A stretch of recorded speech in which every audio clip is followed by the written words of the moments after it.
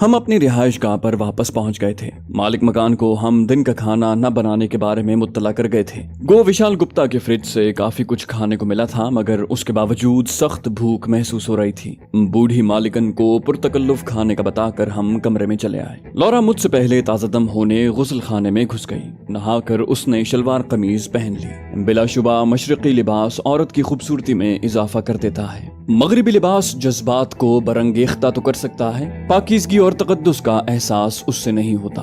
मेरे ताज़ादम होने तक मालिक मकान की बेटी खाना ले आई थी। शायद उन्होंने पहले से तैयार करके रखा था। ये भी मुमकिन था कि होटल से मंगवाया हो। खैर, सख्त भूख लगी थी और मैं पेड़ गिनने में वक्त जाया नहीं कर सकता था। लौरा ब्राउन भी मशरकी खानों की दिलदादा थी। वो अंग्रेजी फीके खानों को खास पसंद न करती थी। शायद इसकी वजह अफगानिस्तान में गुजरा हुआ वक्त था कि पठानों के खाने ज्यादा लजीज और जायकेदार होते हैं। खाना खाकर हमने बर्तन वापस किए और मैं दरवाजा कुंडी करके नमाज पढ़ने लगा। उस जगह मुझे काफी वक्त मिला था। यकीनन एक मुसलमान के लिए नमाज ऐसी ही है जैसे मछली के लिए पानी और बुलबुल के लिए बाग होता है। बिलाशुबा सारे दुनियावी कामों की तकमील भी जिस्म और रूह को पुरसुकून और बेफिक्र नहीं कर सकती जब तक कि आखिरत की तैयारी न की जाए। मुनकिर नकीर ने मुझसे स्नाइपिंग का इम्तिहान नहीं लेना और न अच्छी निशानेबाजी के गुर मेरी जान छुड़ा सकते थे। हमारे उस्ताद इस बारे में बहुत सख्त थे। खाली तरबियत पर जोर नहीं देते थे, उसके साथ दीन पर चलने की भी भरपूर तरगीब देते।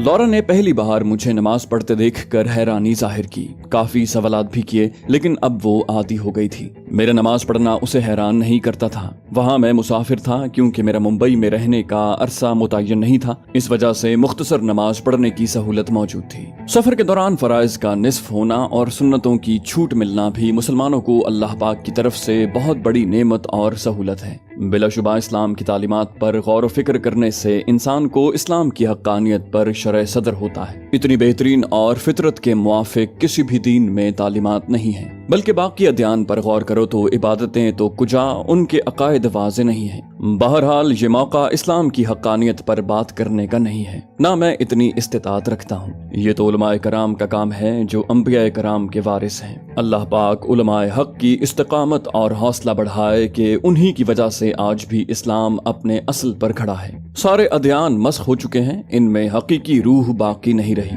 लेकिन दीन इस्लाम के सच्चे तलबगारों की मुकम्मल तशफ़ी और तसल्ली को कई दरसगाहें और मदारिस अपनी आगोश वाक़िए भटके हुओं को रास्ता दिखाने के लिए मौजूद हैं। नमाज पढ़कर मैं बेड की तरफ बढ़ा। लौरा अपना बेड काफी दूर खींच कर ले गई थी।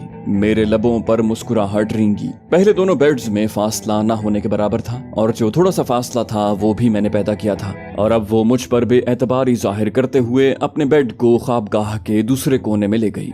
मैंने शरारती लहजे में पूछा, इतना बेएतबार कब से हो गया हूँ? वो आंखें बंद किए लेटी थी। खोलने की जहमत किए बगैर बरहमी से बोली, भूल गया विशाल गुप्ता के सामने क्या बकवास की थी। मैंने कहकहा बुलंद किया। क्या ख्याल है कि वो इस वजह से बोला था कि हमारे बेड नजदीक पड़े थे? वो बिफर कर उठ बैठी। मजाक उड़ाने की कोशिश की तो मुझसे बुरा कोई ना होगा। तुम्हारी महबूबा हूँ ना बीवी। एक हफ्ते से तुम्हारे साथ सो रही हूँ और मुझ जैसी लड़की का एक ही मसरफ है कि गलीज ख्वाहिश पूरी करके ठुड्डा लगा दो। यही बकवास की थी ना? मैंने इत्मीनान से सर हिलाया। हाँ, और कहा था ये मेरे लिए बासी खाने जितनी अहमियत रखती है और इसका मरना जीना एक बराबर है। वो बरहमी से बोली, सारे मर्द एक जैसे होते हैं, गलीज, घटिया और मतलब परस्त। मैं संजीदगी से बोला, अब जरा ये भी वजाहत कर दो तुमसे कौन सा मतलब पूरा किया है? मेरी कौन सी गलाजत तुम पर आश्कार हुई है और घटिया क्यों हूँ? मेरे तेवरों ने उसे गड़बड़ा दिया था। मसलिहत आमेज लहजे में बोली, क्या ऐसा कहना ठीक है? मैंने कड़े लहजे में पूछा, किन हालात में कहा था? वो मुझे गलत साबित करने पर तुली थी। बोली, क्या हालात घटिया गुफ्तगू की इजाजत देते हैं? मैं बिगड़ कर बोला, तरबियत याफ्ता स्नाइपर होकर तुम एक गुंडे की आगोश में थी। उसकी मिन्नतें शुरू कर देता कि मेरी महबूबा को छोड़ दो वरना मुझे कुछ हो जाएगा। खुदा के लिए इस मासूम पाकीज़ा और मुकद्दस को कुछ न कहो, बेशक मुझे जान से मार दो। वो चिल्लाई, तुम तंज नहीं कर सकते। शुक्ला कुत्ते के जबरदस्ती करने का मतलब ये नहीं कि मैं जिस्म फरोश हूँ। मैं झल्लाते हुए बोला, तुम्हारी समझ में मेरा फलसफा नहीं आ रहा कि विशाल को गलत फहमी में मुब्तला रखने के लिए मेरा ऐसा बोलना जरूरी था। वो बोली, अपने फलसफे पास रखो और मुझे मातहत समझने की गलती न करना। मैंने कहा, मोहतरमा, यकीनन तुम्हारा साथ देना मेरी हिमाकत है। जो गुजर गया उस पर माजरत। सुबह बराह मेहरबानी जहाँ मर्जी हो तशरीफ ले जाना और जहाँ रहना चाहो तो मुझे जाना होगा। उसने शाह की नजरों से मुझे घूरा और खामोशी से लेट गई। बेचारी मेरी मोहताज हो गई थी। उसका सबसे बड़ा मसला ज़बान था। गो इंडिया में अंग्रेजी समझने वाले कसीर तादाद में हैं, मगर जिसे कानून से चुप ना हो उसके लिए मकामी ज़बान से वाकफियत जरूरी होती है। मुझे उसकी खफगी की परवाह नहीं थी। एक इतनी मुश्किल से उसकी जान बचाई थी, ऊपर से उसके नखरे खत्म नहीं हो रहे थे। गो मेरे लिए भी उसका सहारा गनीमत था। वो भी तरबियत याफ्ता स्नाइपर थी। लड़ाई भिड़ाई के फन से आशना औरत होना मजीद फायदेमंद था कि बहुत से मकामात पर औरत मर्द से ज्यादा मुफीद साबित होती है। डीनू की शहादत के बाद मैं बिल्कुल तन्हा रह गया था। कहते हैं एक अकेला और 2 11 होते हैं, और खुद को 11 रखने के लिए उसका साथ जरूरी था। उसे धमकाना फकत डराने के लिए था ताकि उसकी फजूल तकरार से जान छूटे, वरना शुक्ला के खात्मे तक मेरा उससे अलहदा होने का कोई इरादा नहीं था। दिन भर कोई खास भाग दौड़ नहीं की थी, मगर सो भी नहीं सके थे और अब सोने को दिल कर रहा था। लौरा की जानिब पीठ मोड़कर मैंने आंखें बंद कर ली। सोने से पहले अपनी पलवशे को तसव्वुर की महफिल में बुलाना, उसके गिले शिकवे सुनना, मोहनी सूरत का दीदार करना, कभी उसके रेशमी जानों पर सर रखना, कभी उसका सर गोद में लेकर बैठना, उसे रक्स करता देखना, उसकी मीठी आवाज में गीत सुनना, और ऐसे बहुत से काम जो माजी में कर चुका था या मुस्तकबिल में करने का इरादा था, सभी को सोचते हुए सोता। उस वक्त भी आंखें बंद करते ही वो छम से सामने आ गई। बकौल शायर दिल के आईने में है तस्वीर यार, जब जरा गर्दन झुकाई देख ली। एक और शायर कहता है, तुम मेरे पास होते हो गोया जब कोई दूसरा नहीं होता। लेकिन पलवशे से मुकालमे की हसरत दिल में ही रही थी। उसने शिकायतों का पटारा खोला ही था कि दरवाजे पर ठक ठक हुई। दस्तक देने वाले का अंदाज बेसब्री वाला था, क्योंकि उसने दरवाजे को हल्के हल्के बजाना जारी रखा। मेरी छठी हिस्स किसी खतरे का ऐलान करने लगी। तकिए के नीचे से पिस्तौल बरामद करके मैं दरवाजे के करीब हुआ। लौरा भी बिस्तर छोड़कर चौकन्ने अंदाज में दरवाजे के साथ पीठ जोड़कर खड़ी हो गई थी। पिस्तौल उसने तैयार हालत में पकड़ा हुआ था। चाबी के सुराख से झांकने पर मुझे निस्वानी लिबास की झलक दिखाई दी, और वो कपड़े मकान मालिक की छोटी बेटी ने पहने थे जो हमें खाना देने आई थी। पिस्तौल नेफे में उड़स कर मैंने बेआवाज कुंडी खोली। क्या बात है? वो मुतवहश अंदाज में बोली, भैया घर में डाकू घुस आए हैं, अम्मी जान पुलिस को फोन कर रही हैं, आप लोगों ने अंदर ही रहना है। यकीनन उसे माँ ने ये इत्तला देने भेजा था। अंदरूनी इमारत रात को बंद कर दी जाती थी और डाकुओं के दरवाजा तोड़ने से पहले उन्होंने मकीनों को बाखबर करना जरूरी समझा। मैंने हैरानी जाहिर की, डाकू तुम्हें कैसे पता? वो बोली, मैं छत पर कॉल करने गई थी, तब देखा कि चंद काले लिबास वाले घर की दीवार कूद कर अंदर आ रहे हैं। माता जी को बताया तो उन्होंने आप लोगों को मुत्तला करने का कहा और खुद पुलिस को फोन कर रही हैं। उसने सुर्रत से तफसील बताई। आप दरवाजा बंद कर दें, मैं दूसरे किराएदारों को बता दूं। खुशकिस्मती से वो सबसे पहले हमारे पास आई थी और यूं वक्त जाया होने से बच गया था। उसका नाम पूनम था। उम्र 17-18 साल होगी, और इस उम्र की लड़की रात को छत पर किससे बात कर रही होगी, इस बारे में अंदाजा लगाने को ज्यादा अक्लमंद होना जरूरी नहीं। मोबाइल फोन ने जहां बहुत सी आसानियां की हैं, वहां जवान लड़कियों के वालिदैन के लिए बहुत सी खराबियां और आजमाइशें भी पैदा की हैं। खैर, मेरे पास इतना वक्त नहीं था कि पूनम साहिबा को नसीहतें छाड़ सकता। उसने बर वक्त इत्तला देकर हमें खबरदार किया था, वरना वो कमरा हमारे लिए चूहेदान साबित होता। मैंने जेब से चंद बड़े नोट निकाल कर उसकी मुट्ठी में पकड़ा है। बेटा, किसी को बताने की जरूरत नहीं है, तुम अपनी माँ के पास जाओ, वो डाकू नहीं हमारे दुश्मन है। उसे हक्का बक्का छोड़कर मैं बेड की तरफ बढ़ा।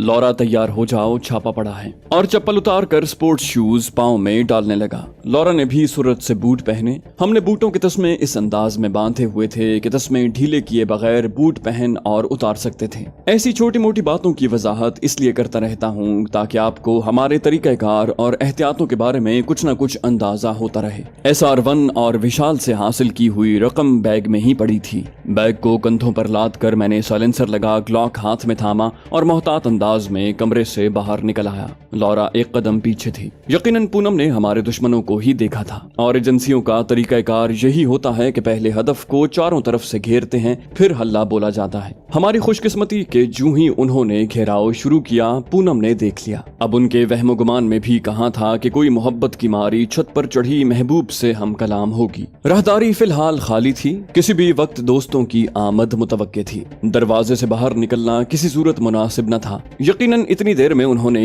अंदरूनी इमारत को चारों तरफ से घेर लिया होगा। मेरे कदम छत की तरफ बढ़ गए। पहले भी कई बार बता चुका हूँ कि तरबियत याफ्ता सिपाही किसी भी जगह को ठिकाना बनाते वक्त पहले फरार के रास्तों को खोजता है, और दुश्मन के इलाके में तो इसकी जरूरत बहुत बढ़ जाती है। उस इमारत के सामने और अकब में गली थी, दाएं बाएं दूसरे मकान थे। बाएं तरफ के मकान की छत और इमारत की छत के माबैन 9-10 फुट का हवाई फासला था। आम आदमी के लिए 9-10 फुट ज्यादा फासला हो सकता है, स्नाइपर के लिए नहीं। मुझे यकीन था कि अकबी गली और दाएं बाएं के मकानात को भी दुश्मनों ने नजरअंदाज नहीं किया होगा। साथ वाली छत पर अगर दुश्मन मौजूद भी थे तो उनकी तादाद ज्यादा नहीं हो सकती थी। सामने के रुख हमें सख्त मज़ाहमत का सामना होना था, और जब लड़ाई हथियारों की हो तो जिस्मानी उछल कूद सानवी रह जाती है।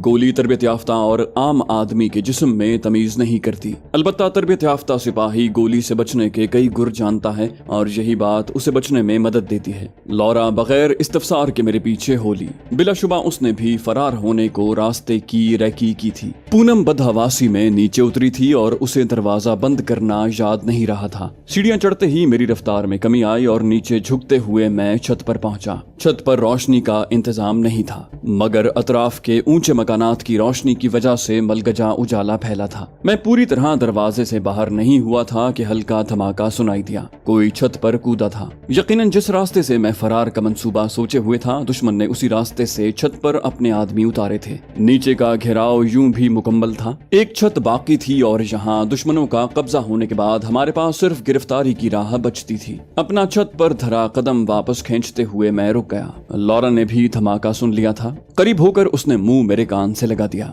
ज्यादा से ज्यादा 2 होंगे, एक एक गोली जाया कर देते हैं, नीचे उनकी तादाद ज्यादा होगी। मुत्तफिक होते हुए मैंने असबात में सर हिलाया और कंधों से बैग निकाल कर नीचे रख दिया ताकि हरकत में आसानी हो। अचानक एक ऊंची सरगोशी मेरी समातों में गूंजी। यहीं इंतजार करते हैं। साथ ही किसी ने दरवाजे की तरफ टॉर्च की रोशनी फेंकी। अगर एहतियात की वजह से हम दरवाजे से जरा पीछे न होते तो लाजिमन नजर आ जाते। साथी ने उसे सख्ती से डांटा, बेवकूफ, रोशनी मत करो। रोशनी बुझी। साथ ही उसने सफाई दी। दरवाजे को देख रहा था। मेरा ख्याल है उसे बाहर से बंद कर देना बेहतर रहेगा। दूसरे की आवाज आई, रोशनी किए बगैर भी ऐसा किया जा सकता है, जाओ बंद करो। मुसलसल 2 आवाजें सुनकर उनकी तादाद की तस्दीक हो गई थी। मजीद इंतजार बेकार था कि वक्त गुजरने के साथ उनका घेरा सख्त हो जाता। मैंने लौरा को छूकर हरकत में आने का इशारा किया, साथ ही सरगोशी की, कत्ल न करना, बेहोश करना। उसने असबात में सर हिला दिया। हम एक साथ बाहर निकले, हाथ ऊपर। हरकत की तो जान से जाओगे। मैं पस्त मगर दबंग लहजे में बोला। उनके हाथ मैकेनिकी अंदाज में उठ गए। उल्टा घूमो। अगला हुक्म सादिर करते ही हम उनके करीब पहुंच गए थे। उनका घूमना और हमारे पिस्तौलों के दस्ते का उनके सर पर पड़ना एक साथ हुआ। जोरदार कराह के साथ दोनों ढेर हो गए। लौरा उनकी तलाशी लेने लगी। मेरे दरवाजा बंद करने तक वो उनके वायरलेस सेट पर काबिज हो चुकी थी। वायरलेस की आवाज काफी बुलंद होती है और दूर दूर तक सुनाई देती है। इसी वजह से इमारती इलाके में कार्रवाई करने वाले सिपाह वायरलेस सेटों में हैंड फ्री का इस्तेमाल करते हैं, जिसकी वजह से तेज आवाज नहीं उभरती। लौरा ने वायरलेस उठाकर हैंड फ्री कान में लगा ली। मैंने मोहतात रहने का मशवरा दिया, ख्याल रखो दूसरी छत पर कोई मौजूद ना हो। वो तदब्बुर से बोली, इमारत को चारों तरफ घेरने और छत पर कब्जा करने के बाद वो अपनी सिपाह को फैलाना पसंद नहीं करेंगे। वो बरतानवी फौज की मायानाज कैप्टन थी। बिलाशुबा जंगी चालों और तलाशी घेराव की कार्रवाइयों से अच्छी तरह वाकिफ थी। मैंने कहा चलो फिर, और मैं दूसरी छत की तरफ बढ़ गया। उसी वक्त इमारत के अंदरूनी दरवाजे को जोर से धड़धड़ाया गया। साथ ही मेगाफोन पर करख्ता आवाज बुलंद हुई। इमारत चारों तरफ से हमारे घेरे में है। किसी ने भागने या गलत हरकत की कोशिश की तो नतीजे का जिम्मेदार खुद होगा। लौरा और मैं भागते हुए छत के किनारे तक पहुंचे और फिर हमारे जिस्म हवा में बुलंद हुए। दूसरी छत पर कदम लगते ही हमने जिस्म समेटते हुए लोट लगाई। टांगों की मुशक्कत कम करने और पांव वगैरह को मोच से बचाने के लिए ये बेहतरीन तरीका है। ऊंचाई से छलांग लगाते वक्त या चलती गाड़ी से उतरते वक्त भी ऐसा करना मुफीद रहता है। खुशकिस्मती से छत खाली थी। अगले 2-3 मकानात की छतों का फासला करीब ही था। जो ही हमने तीसरे मकान की छत फलांगी, लौरा ने इंकिशाफ किया। उन्हें हमारे फरार का पता चल गया है। मैंने कहा नीचे उतरो और मैं सीढ़ियों की तरफ बढ़ गया, मगर दरवाजा अंदर से कुफल था। लकड़ी के दरवाजे ने मुझे फायर करने पर उकसाया और दरवाजे के कुफल पर साइलेंसर की बैरल रख कर मैंने ट्रिगर दबा दिया। ठक की आवाज के साथ दरवाजा खुल गया। दरवाजा खोलकर हम आगे पीछे अंदर घुसे। उसी वक्त तड़तड़ाहट की भयानक आवाज आवाज बुलंद हुई। नामालूम किसी पर निशाना साधा गया था या हवाई फायर था। बदहवासी में दुश्मन से कोई भी अहमकाना हरकत की उम्मीद की जा सकती थी। पहले मेगाफोन के ऐलान और फिर फायरिंग की आवाज ने यकीनन इलाका मकीनों को कोनों खुदरों में दुबकने पर मजबूर कर दिया। एक जवान साल औरत ने हमें सीढ़ियां उतरते देखा और चिल्लाती हुई कमरे में घुसकर दरवाजा बंद कर दिया। उस वक्त एक और कमरे से उथेड़ उमर मर्द पिस्तौल के साथ बरामद हुआ। मैंने चिल्लाकर उसे वापस जाने का कहा। अंदर चले जाओ, हम तुम्हारे दुश्मन नहीं हैं। वो मुतज़ब्ज़ब खड़ा रहा। हम उसे नजरअंदाज करते हुए ड्राइंग रूम के दरवाजे पर पहुंचे और कुफल खोल कर बाहर निकल गए। वहां से निकलने को गाड़ी का हुसूल जरूरी था और गैराज में एक छोड़ 2 गाड़ियां नजर आ रही थी। लौरा गैराज की तरफ बढ़ी जबकि मेरा रुख दरवाजे की तरफ हो गया। दरवाजे पर चौकीदार मौजूद था। हमें अंदरूनी इमारत से बरामद होता देखकर वो शिशोपंज में पड़ गया। मैंने सुर्रत से उसके करीब पहुंचकर उसे तरद्दुद से निकाल दिया था। कौन हो तुम? इसका जवाब उसे कनपटी पर लगने वाले घूंसे की सूरत में मिला। हाथ पांव ढीले छोड़ते हुए वो लंबा हो गया। उसके हाथ में रिपीटर था। उसे ऑटोमेटिक 12 बोर राइफल कह सकते हैं, जो मेरे किसी काम की नहीं थी। उसके बेहोश जिस्म को घसीट कर एक तरफ डाला और दरवाजा खोल दिया। इतनी देर में लौरा निस्बतन नई कार को गैराज से बाहर ले आई। मेरे करीब आकर उसने ब्रेक दबाई। मैं फौरन उसके साथ बैठ गया। उसने गली में कार निकाली और आगे बढ़ गई। तड़तड़ाहट की तेज आवाज ने हमें दुश्मन की बाखबरी से मुत्तला किया था। दोनों गलियों में दुश्मन मौजूद थे। पुख्ता और कुशादा गली में कम रफ्तार से कार चलाना बेवकूफी थी और लौरा इतनी अहमक नहीं थी। काले रंग की 2 डबल कैबिन उसे भी ताकुब करती नजर आई थी।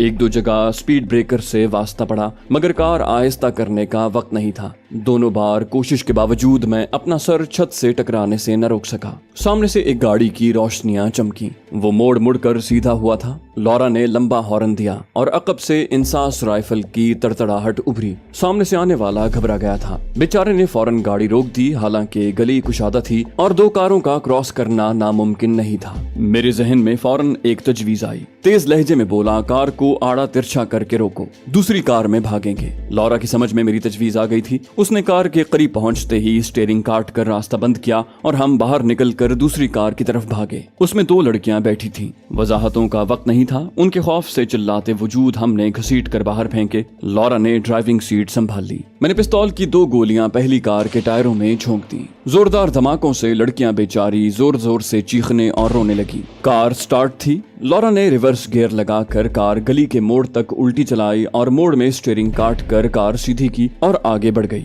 इस दौरान 2 बार तेज फायरिंग की आवाज गूंजी। दुश्मन की गाड़ियां करीब पहुंच गई थीं, मगर हमने इतनी तेजी से कार्रवाई की थी कि उन्हें कुछ समझने का मौका न मिला था। गो कार की रुकावट आरजी थी, मगर जब तक वो रास्ता बनाते हमें दूर जाने का मौका मिल जाता। वो गली दाएं मुड़कर एक सड़क पर जा निकली। सड़क पर चढ़ते ही लौरा ने रफ्तार में इजाफा कर दिया। नई सेडान हवा से बातें करने लगी। हम उस कार में लंबा सफर नहीं कर सकते थे। लड़कियों से कार के मुताल्लिक जरूरी मालूमात लेकर मुतल्लिका पुलिस थानों और नाकों तक पहुंचना इतना मुश्किल और बेदस कयास नहीं था। थोड़ा सा आगे आते ही बाजार की तेज रोशनियां नजर आईं। मैंने लौरा को बाजार में घुसने की हिदायत की। वो मोतरिज हुई। भीड़ ज्यादा है, फंस जाएंगे। मैंने वजाहत की, कार यहीं छोड़कर टैक्सी में जाएंगे। उस बात में सर हिलाते हुए उसने कार बाजार की जानिब मोड़ दी। घड़ी की सुइयां 11 का हिंसा उबूर कर चुकी थी, मगर भीड़ में कोई खास कमी नहीं आई थी। एक मुनासिब जगह देखकर मैंने उसे कार रोकने को कहा और हम नीचे उतर गए। टैक्सी की तलाश में ज्यादा तगोदौ नहीं करना पड़ी थी, मगर रात गए कोई ठिकाना ढूंढना मुश्किल लग रहा था।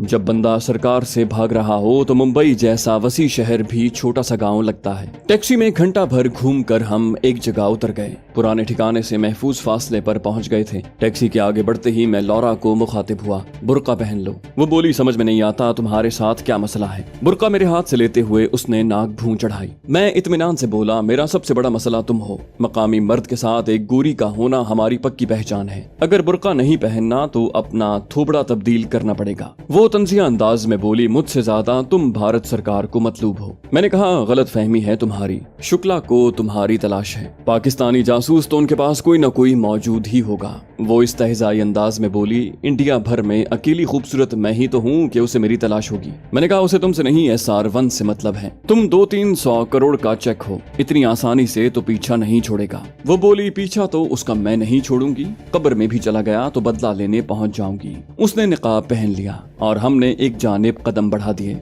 नकाब ओढ़ना उसे मैंने सिखाया था। एक गोरी को नकाब में देखकर कभी कभी दिल चाहता जोर जोर से हंसूं। अपने मफाद के हुसूल के लिए इंसान को क्या क्या करना पड़ता है। सड़क पर बहुत ज्यादा भीड़ नहीं थी, कभी कभार ही इक्का दुक्का गाड़ी गुजरती। मैंने उसे छेड़ा, इतने खुलूस और दिल जमई से तुम्हारा साथ दे रहा हूँ, बदले में मुझे क्या मिलेगा। वो एकदम संजीदा हो गई, मांगो क्या चाहिए। मैं खिलखिलाकर हंसा, मजाक कर रहा था यार। वो ममनूनियत से बोली, राजा ये तो नहीं कह सकती कि आज तक जितने आदमी मिले हैं तुम सबसे अच्छे हो, अलबत्ता ये कह सकती हूँ कि तुमसे अच्छा कोई नहीं मिला। मैंने बेयकीनी जाहिर की, शायद मेरे कान बज रहे हैं। वो मेरा हाथ थामते हुए खजालत से बोली, सॉरी, तुम्हें बुरा भला कहा, तकलीफ थी। हालांकि विशाल के सामने तुम्हारा नाटक करना बिल्कुल बरहक था। पता नहीं क्यों गुस्सा आ गया था। शायद बहुत ज्यादा अच्छा आदमी जब झूठ मूठ भी बदअखलाकी करता है तो बर्दाश्त नहीं होता। तुमसे कोई रिश्ता वास्ता नहीं है, न कोई ऐसा ताल्लुक है कि हक जता सकूं, न तुम मेरे एहसान मंद हो। इसके बावजूद न जाने क्यों तुम पर बहुत ज्यादा एतबार करने को जी चाहता है और तुम्हारी तवज्जो जायज हक समझती हूँ। मैंने कहा, कुछ ज्यादा नहीं हो गया। बोली, जितना तुमने साथ दिया है उस लिहाज से तो बहुत कम है। मैं शर्माते हुए बोला, बस करो यार, अब रुलाओगी क्या। उसने खिलखिलाते हुए मौजू तब्दील किया, समझ में नहीं आ रहा उन्होंने हमें ढूंढा कैसे। मैंने अंदाजा जाहिर किया, हमें विशाल की कार छोड़ने में जल्दी करनी चाहिए थी। लौरा मुत्तफिक हुई, शायद कार से निकलते वक्त किसी की नजर पड़ी और हमारे ताक़ुब में चल पड़ा। मैंने कहा, किस्मत अच्छी थी जो बर वक्त इत्तला मिल गई। लौरा मुस्तफसिर हुई, उस लड़की को कैसे पता चला। मैंने वजह बयान की। कहने लगी, आप मशरकी लोग नाहक मोहब्बत को बुरा समझते हो, देख लो उसकी मोहब्बत ने हमें बचा लिया। मैं तुर्की बतुर्की बोला और अपनी सरकार का कितना नुकसान किया कि 2 मुजरिमों को फरार की राह मिल गई। वो मेरी बात पर हंस कर खामोश हो गई। हम 2-3 फरलांग सड़क पर ही चलते रहे और फिर एक मुनासिब जगह देखकर सड़क को छोड़ दिया।